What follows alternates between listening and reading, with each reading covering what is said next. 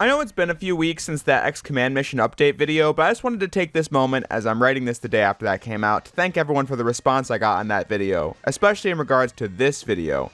I wasn't sure if people would like the idea or not, and the support was pretty overwhelming, as every comment thought it would be a pretty cool video, so here we are. Today we're ranking all the various armors you can unlock throughout the Mega Man X series, something I see has been discussed very little on YouTube, which honestly surprises me considering the fact that I think the armors are one of the coolest things about Mega Man X. You'll start the game as basic, no armor X, and then by the end be upgraded into these giant Gundam-styled armor pieces.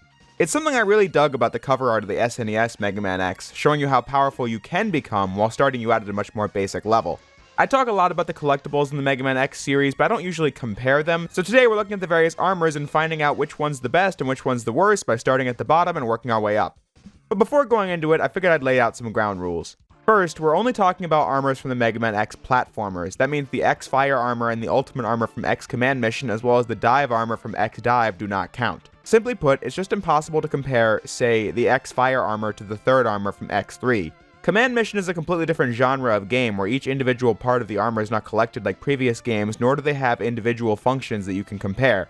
Second rule, we're focusing only on X today. Black Armor Zero from the later games and White Axle from X8 are also impossible to compare because they simply boost the stats of Zero and Axle, when X's armors again have unique abilities you can compare and contrast. The third and final rule is that I'm going to make the list as simple as possible while trying to be inclusive.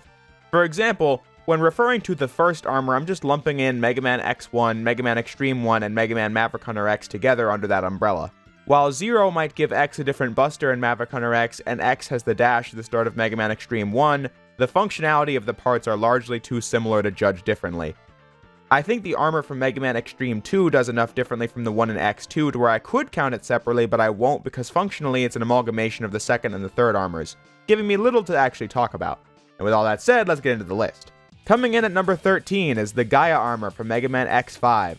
I've thought about it a lot over the years. What armor is the worst of the bunch? And my mind always goes back to this one. For many reasons, but for starters, it's the one armor where I'd rather just play as X without an armor. X5 was the first game to introduce more than one armor being a main gameplay mechanic, the Gaia armor being focused on power compared to the mobile Falcon armor from the same game. But it's so immobile that the benefits it does have are outnumbered by the issues. X's ground speed is greatly reduced while using this armor, X cannot use any of his special weapons from bosses, and he also can't equip parts on the Gaia armor to enhance its power. These could be fair trade-offs if the power it granted was worth it, which I don't think it is. You fire powerful charge shots and regular blasts and get a powerful Giga attack, but they don't reach across the screen, making you get really close to the enemies in order to attack, which would be fine on bosses with the high damage output, but in stages it's just impractical to use the Gaia armor because you don't have the speed to navigate obstacles, like the lasers in Zero Virus Stage 1, making the act of reaching the boss more frustrating. Sure, the Gaia armor is immune to spikes, but I also don't think X5's level design is really filled to the brim with spikes anyway, you know?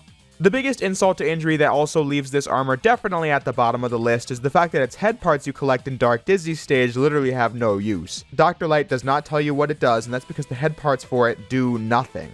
X5 being the first game where you had to collect all 4 pieces of an armor to use any of them. So yeah, easily the worst armor in the series. At number 12, we have No Armor X. You might ask, why does this count? And that's a fair question. All the armors are meant to be an improvement on X's default state.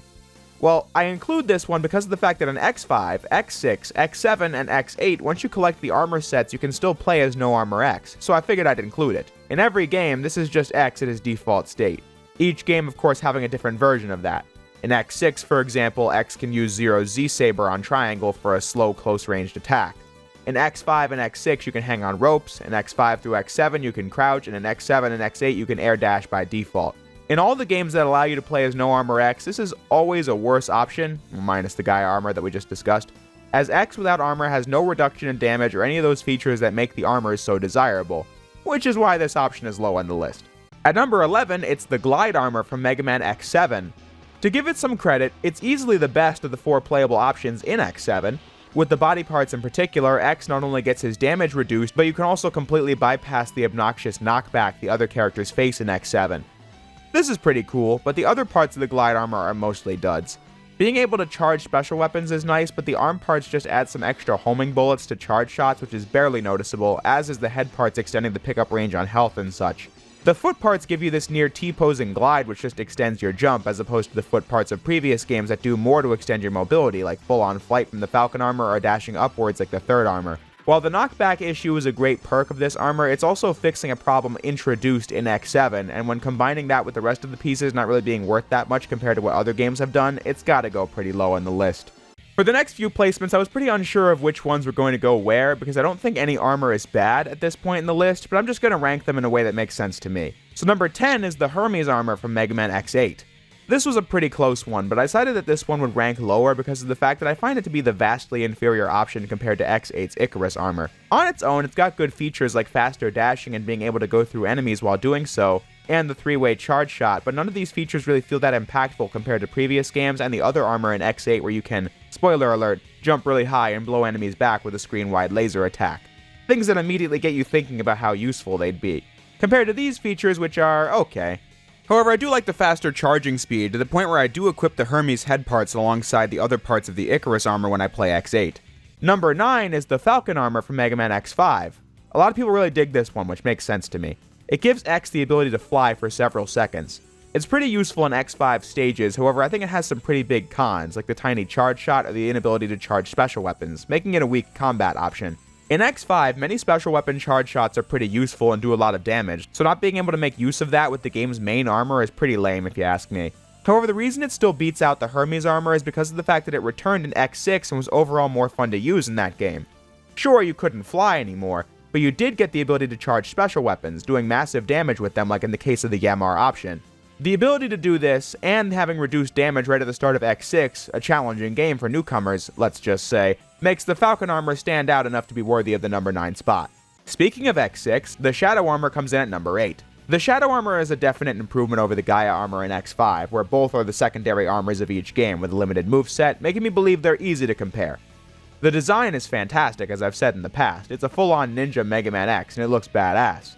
And it carries over to the gameplay where you can leap to the ceiling and shoot shurikens from above. The Buster itself shoots shurikens as the default, which I just think is really cool. Where it improves in the Gaia armor is that it keeps what worked, it's being immune to spikes, and removes what didn't, like the terrible speed. The Shadow armor doesn't allow you to use special weapons, but it makes you more proficient with the Z-Saber and comes with a super powerful Giga attack that's easy to use against bosses. And it's worth using in normal stages as it's just as mobile as normal X with spike immunity in X6, a game that's full of those. So it pulls its weight. But it ranks lower than the rest because of its not being able to use special weapons. This being the last armor in the list like that. Number 7 is the iconic first armor from Mega Man X1. It's a classic, easily the most recognizable armor in the series, and the one that laid the groundwork for all the armors going forward. However, I rank it a little lower on the list than you'd probably expect, and that's because, while the armor, granting X the game-changing dash for the first time, its features have largely been outdone in later games. Look at the arm parts, for example. The charge shot is kind of lame. It's useful against regular enemies, I suppose, but on bosses, the damage increase is non-existent, making it not worth using at all because it takes longer to fire off than a regular charge shot. The head parts are also kind of a dud in that they barely even get used. These aren't issues that make the armor suck, I'm just saying it's why it's ranked lower on the list. But what keeps it high is the fact that it first gave X the dash, the reduced damage, and the charging special weapons, things that still hold up with the first armor that carried on in all the coming games. And the last armor before we get to the top 5 is the Icarus armor from Mega Man X8. I already talked up this one when going over the Hermes armor earlier, but with the Icarus armor you can blast through enemies on screen with this super powerful looking laser attack. You can jump really high in the air, which is very useful in the platforming segments. The head parts put a shield around X when jumping, and the body parts reduce damage like always. Kind of a basic list, but as I said before, this one just has parts that are instantly useful in making X a go-to character in X8. And sometimes that's all you really need, you know? The armor pulling its own weight, and then some. But alright, we've hit the top 5, and with it we have the third armor from Mega Man X3. Not sure how people feel about this one generally speaking, but I'm a big fan. The foot parts alone make it one of my favorites. With it you can dash in the air horizontally like in X2, but can also dash upwards, massively upgrading X's mobility. The body parts reduce damage like always, but damage creates this shield around X that further protects you. The arm parts are a big downgrade from X2, but it still has 2 shots on the screen that combine for a wider one that can be useful sometimes. The head parts giving you a map of the stage at the start is kind of a dud, but I also think it's reducing your weapon consumption and showing you what items are in the stage from the map is a worthwhile feature. It's really only the arm parts that I think hold the third armor from ranking higher than it already is. And the upgrades don't stop there, since you can collect the pink upgrade capsules that enhance one piece of the third armor's abilities, or wait until the end of the game to unlock the golden armor with all 4 enhancement chips being active at the same time. Double air dashes, charge shots without charging, healing while standing, and even more damage reduction, making the third armor one of the most powerful in the series. At number 4, we have the blade armor from Mega Man X6. This one's pretty cool, starting with X using the Z-Saber through the Buster as opposed to holding the saber like normal. But in the game, I think it's got a lot of great features. The head parts decreasing special weapon usage, the body parts giving you a Giga attack to clear whatever is in front of you, the arm parts create a small plasma shot, and the foot parts being able to go in any direction. Kinda like the third armor but with more control over your direction and the ability to go down, for whenever that may be useful. The main reason this is ranked over the third armor for me is that I think the foot parts are an improvement over X3, and none of its features are straight up duds like the charge shot of the third armor was. Even though I think the blade armor's charge shot is kinda meh compared to the other ones we'll be seeing later in the list, it's still good on its own, which is why I think the blade armor is worthy of the number 4 spot. But what is at the number 3 spot, I'm sure you're wondering? It was a tricky one to think of, but I've decided that the ultimate armor from Mega Man X4, X5, X6, X8, and the X Legacy collection will take the number 3 spot. The ultimate armor is based upon X's 4th armor from X4, just made way more powerful. We can go over what the 4th armor does when we get to it, so I'll just focus on the power buff that comes from the Nova Strike, this Giga attack that does decent damage on its own but now has unlimited energy to where you can break the game. The reason the ultimate armor ranks at number 3 is the fact that it is the most powerful X armor of all time. However, I thought it would be too obvious to make it number 1. And also, it's not even a strat you're supposed to have. In X4, the ultimate armor was a cheat code that you put in, and you don't even unlock it right away. You need to go to a Dr. Light capsule and then be given it. In X6, it was purely a cheat code, and it was also that way in X8, where it had the Plasma Shot and the Nova Strike, but none of the other 4th armor abilities. In XLC, it was the armor you could bring with you for the new X Challenge mode, just without the Nova Strike, but I figured I'd mention it at least. X5 is the game where the ultimate armor is the most valid as an armor because you can find it as No Armor X inside of Virus Stage 3, and then clean house with the rest of the game with it, which is what I do in every run of X5. The ultimate armor is a great powerhouse armor, no doubt about it, but I thought I'd bump it down to the number 3 spot to give the true best armors the recognition they deserved. Coming in at number 2 is the second armor from Mega Man X2. Originally, this was actually number 1, and there is one reason for that. The arm parts of X's second armor might be the best in the series. With it, you can blast 2 charge shots that completely bypass invincibility frames, doing massive damage on all enemies and bosses. It is easily the most fun weapon to use in the Mega Man X series, if you ask me. The foot parts are also no slouch, as you can air dash for the first time, something the level design goes to great lengths to integrate.